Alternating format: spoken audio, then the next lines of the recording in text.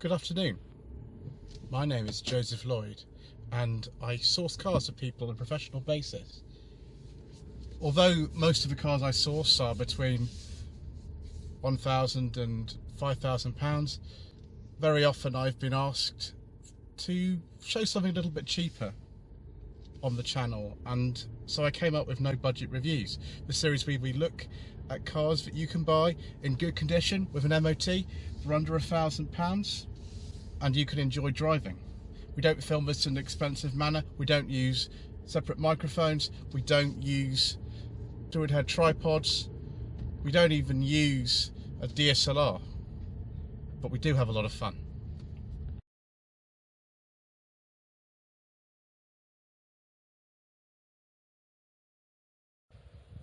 One of the things that I've always wanted to do ever since we started No Budget Reviews was to get a Maestro on the channel. We finally got one on the channel last October, an 85 Vanden Plas with a talking dashboard, and ever since then I've wanted to get more Maestros on the channel, and so we now have more. We're actually going to do 2 Maestros on No Budget Reviews, probably in succession.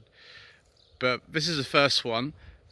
It's very rare, like the other one we're doing, and it's a 1986 Maestro 1.6 HLS.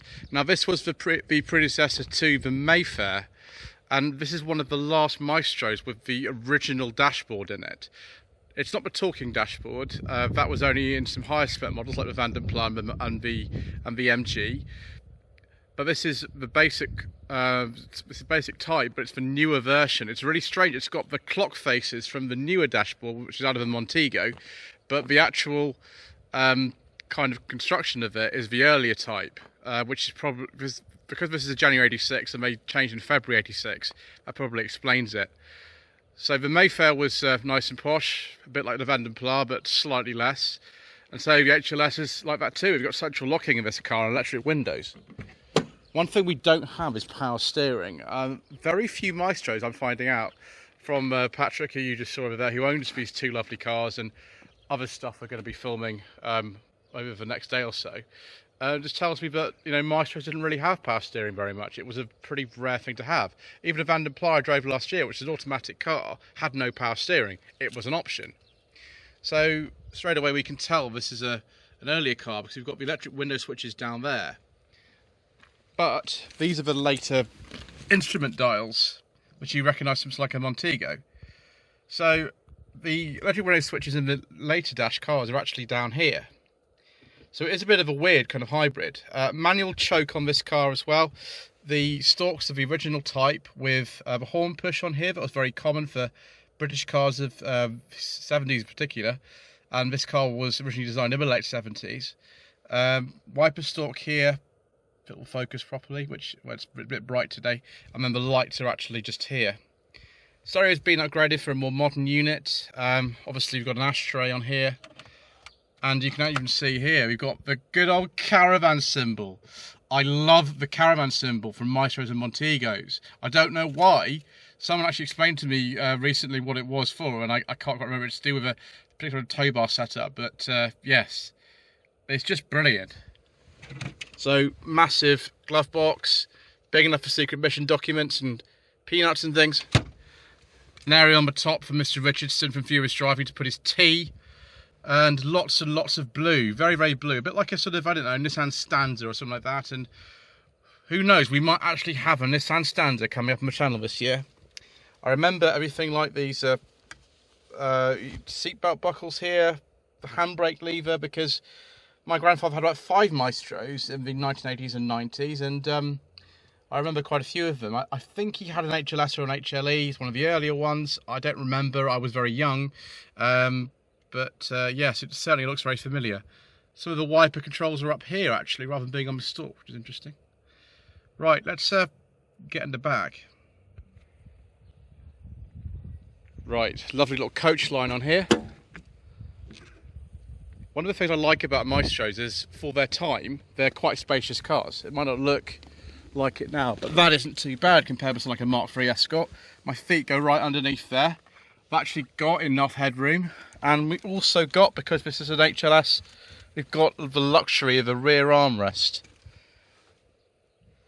Loads and loads of glass area, very easy to see out, very easy to park, and height adjustable seat belts for the driver and passenger. This car as well does have rear seat belts available. One on this side's not fitted at the moment, so I won't be travelling in this car like that. The little rear window winders always used to have a centre fall out of them, and this car's no exception. Little ashtray down here, tiny little ashtray, which is wonderful. I even remember things like these locking knobs and the interior door handles. Nice kind of floor cloth. Reminds me of like a Renault 11. They used to have things like this as well. And even this key, this Austin Rover key, it's brilliant. Right, let's take a look at the boot. Okay, I'm holding the boot up because the struts are broken. But as you can see in here, we've got some spares and things like that, and the boot is really big. My grandparents very much appreciated the size of one of these boots. I'm just going to use one hand to lift this parcel shelf up like that. You can see that if you took this out, you'd have even more room. And so, you know, you could buy a Montego Estate if you wanted even more space, but you know, this is pretty good. Let's just let that drop. There we go. You can see it's actually got the original dealer plates on it as well, from a dealership in Coventry called the Regent Garage. Because this is an earlier car, it still has the Austin name on it, although that disappeared in 1988. It was just called the Maestro. I really like this colour. It's very smart, and it's gleaming in the sun as well. Okay, let's take a look at the 1.6 S series engine. And here is the S series unit. It generates about 85 horsepower. It's actually a development of an early unit called the R series, which Austin Rover rushed into production, which they never should have done, in 1983. Particularly notorious was the 1.6 MG Maestro, and it was so bad that they had to change every single R series Maestro in existence to put this new S series version in, but was the version of the engine they always should have been. But loads and loads of room to work on this. End on Volkswagen gearbox just down here. A little bit simpler than the automatic that we had in the Van der Pla last year. 5-speed unit, I imagine similar that went into the Golf at the time. And actually the suspension is very similar in a Golf to where it's got McPherson struts at the front, and at the back is a torsion bar. And that suspension layout was also used, a modified version of it, all the way up to 2005 in a Rover 25 and MG ZR. They actually used a modified version of this suspension because it was so good. And the cars actually do handle reasonably well, particularly for the time. Program ignition control, Austin Rover parts on here, and two of those logos on top of the engine here as well. You just don't find engines like this in modern cars. Right, I think it's time to go for a little drive.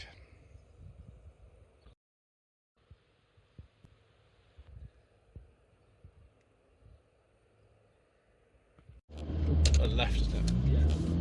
Right, viewers, I have been reacquainted to the joys of a Maestro with no power steering whatsoever, and this gear knob's a little bit loose as well, which all adds to the fun. So go this way. Mind you, it's really comfortable. I've forgotten how comfortable these are. Apart from the very heavy steering, it's actually quite easy to drive.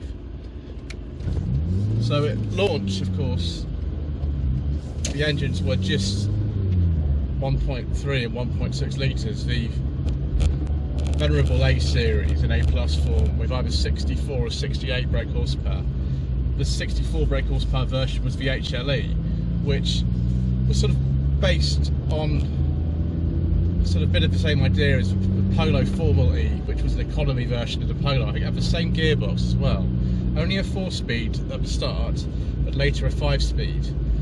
Then of course the infamous R series, the less said about that the better really. There are actually some R series Maestros still around, but They're very rare because all the engines were sort of recalled and replaced with this S series. And of course there was a 2-litre version on the MG Maestro from sort of late '84, I think it was. They changed to the S series like this, and then changed to the 2-litre O series for year 5. Same as the Montego as well, which is pretty good. About 115 horsepower. And then the crazy, wacky MG Maestro Turbo, 2-litre O series again.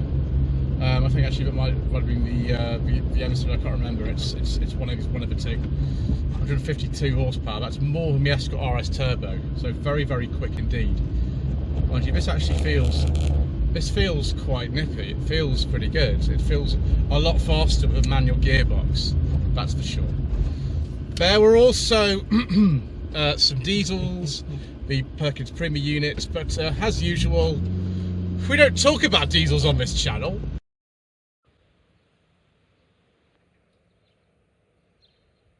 Unfortunately, viewers, we had a slight issue. The little button into the gear knob just came off in my hand. I think that's very old glue. I just apologise for that. So to drive it, honestly feels all right. I mean, this is a very old car. It dates from 35 years ago, and yet because of the mileage, it's only done 21,000 miles. It feels pretty good. The dashboard in this isn't even cracked or anything. They were notorious for actually cracking and stuff, but this one hasn't cracked. Actually, we're looking at Patrick's later 1.6 Maestro in another review, and that's got a cracked dashboard, which is crazy. So yeah, maybe they weren't that bad, or maybe this car has been inside most of its life. It certainly feels just a lot faster with this manual gearbox. Of course, when you get up to speed, you don't really notice the issue with the steering at all. It feels fine. So in terms of the trim levels available on the early Maestros, there was just a base, Maestro 1.3, and then an L, HL, HLS like this, and then the Van der Pla at the top of the range. Before the 1.3 would have been really an HLS. It wasn't some other countries, but that was the HLE special we talked about earlier. Later on, in about 87 to 88, they started changing all the trim levels over and making the car look a bit modern. They'd already done the interior with this new dash in February '86, but they started changing the trim levels and making the car look a bit smarter. I personally prefer the look of the later Maestros. It's just ones I remember from my youth. I don't remember some of the earlier ones, but this is also good. I mean, just to see one of these about and around, and to be driving on the coastal roads of North Wales in one of these is absolutely fantastic. Brakes are okay for a car like this. I think it's discs on the front and drums on the back. Because there's no power steering, it does feel very precise. It rolls a bit in the corners. I imagine if you wanted the sporty option, you went for the MG. But no, this is pretty good. My grandfather unfortunately passed away about 15 years ago, and he never even owned an automatic car. He said automatics for old people in his South Yorkshire accent. But you know, I can see why he liked these so much. He just kept buying so many of them, and a bit later on we'll sample another one of these and see if that one is any better. But I feel like, you know, Ian Seabrook, as I often do on these channels, I do these reviews, he's had a few of these, and he quite likes them, and so do I.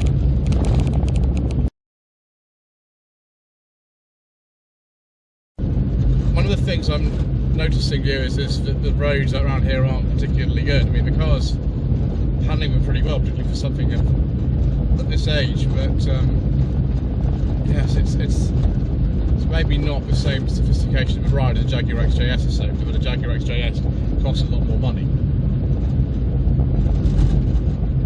Certainly with prices, I mean, you can still buy a Maestro with an MOT for under £1,000, but it's just about it's not really something that comes very often anymore, and it wouldn't be anything like a Vandenplaats, Mayfair, stuff like that, MGs, MG turbos, serious money. I think we saw at the BMC Leyland show that I've just been to, an MG Maestro turbo for sale for something like, was it £15,000, something like that. I mean, you know, it depends really what you want. I mean, if you want just something to get you around and take you to some shows, I mean, this will be great, and it is brilliant. But you know, you can pay way more money for one of these now because I don't know, nostalgia value, because there's so few left. I think Patrick told me there's something like 2 or 3 HLSs left now, and so he seems to like specialise in collecting rare Maestro variants. So my advice, if you want one of these, is to get one whilst you can.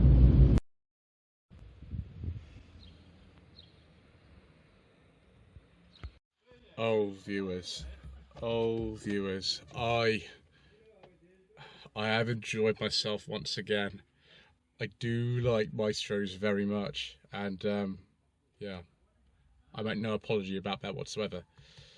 And I get to drive another one quite soon as well, and you get to see it. So whether you like that or not, I don't know, but there it is. Anyway, the Maestro 1.6 HLS. Is this a car you should consider with your hard-earned money? Well, yes. I mean, either you want one of these or you don't you? I do like the luxury features, such as the electric windows. I'll have to go back to driving school with no power steering. And, you know, this one's pretty rust-free. I mean, this is one of the biggest killers of Maestros, to be honest. And lots of other cars of the year. It's not specific at all to Maestros and Montegos. There's so many of them, you know, had that issue. So if you want to know more information about the sort of later ones, then you know that's what we're going to have on the channel soon. So I hope you enjoy that. Anyway, thank you ever so much indeed for watching this episode of No Budget Reviews. Please don't forget to subscribe to the channel and turn notifications on to be informed of new uploads. Yes, like this video, leave a comment below. Social media links are down below. Thank you once again to Patrick for the opportunity to drive this wonderful car.